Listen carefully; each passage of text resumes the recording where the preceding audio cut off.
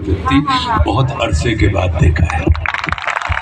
तो आपके इस अच्युत प्रेम के लिए और आपके इन शुभ विचारों के लिए आपका अभिनंदन। देखिए, अगर हम देखें तो हम 10 लोगों के परिवार को इकट्ठा नहीं कर पाते, लेकिन कमाल की बात है कि भीलवाड़ा जैसे शहर में रहते हुए आज आप 20 लाख परिवारों को मुखिया के तौर पर यहाँ पर स्थापित हैं।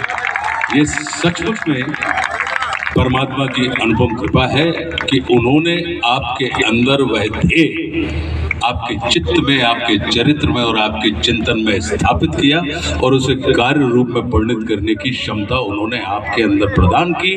और आप निकल पड़े उन तमाम बिछड़े हुए परिवारों को जो कभी आपके थे अब आपके हैं ढूंढने के लिए। और आज आप देखिए कि पूरे के पूरे देश में आपने 20 लाख परिवार जो यहाँ पर इकट्ठे हैं, जो कि RCM के अंतर्गत आते हैं। आपका ये है तो राइट कॉन्सेप्ट ऑफ मार्केटिंग, लेकिन मार्केटिंग की जगह मैं इसको राइट कंट्रोल ऑफ माइंड की जो आपके अंदर बात आई है कि मतलब जिसको ये कहा जाता है। और आपने जो बातें करी, आप विश्वास कीजिए, मेरा भी अपना यही मानना है कि लक्ष्मी के 3 प्रकार होते हैं।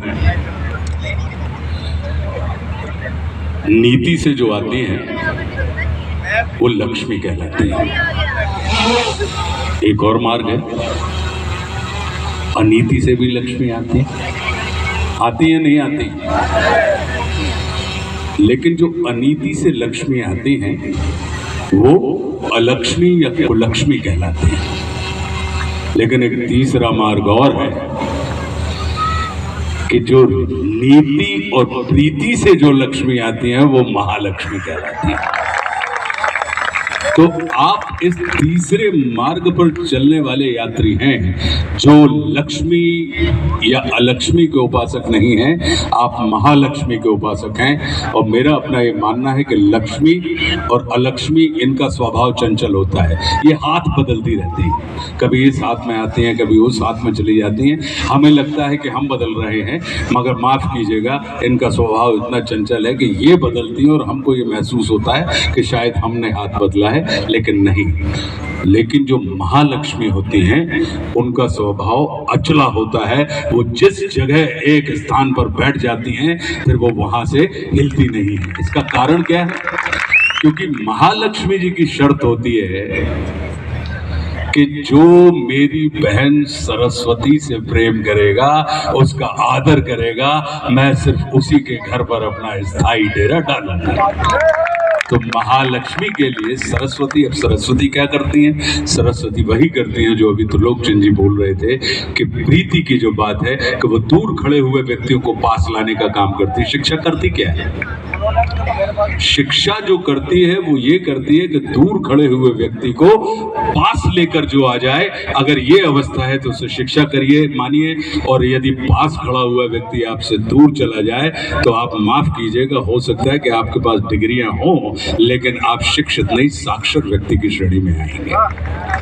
तो लिटरेसी, लिटरेट होना और एडुकेटेड होना दो अलग अलग चीजें हैं। और मुझे ये जान के बड़ा सुख मिला, आनंद मिला कि आपका पूरा का पूरा कॉन्सेप्ट जो है वो शिक्षा के ऊपर है कि आप दूर खड़े हुए व्यक्ति को पास लेके आना चाहते हैं, ना कि वो धन।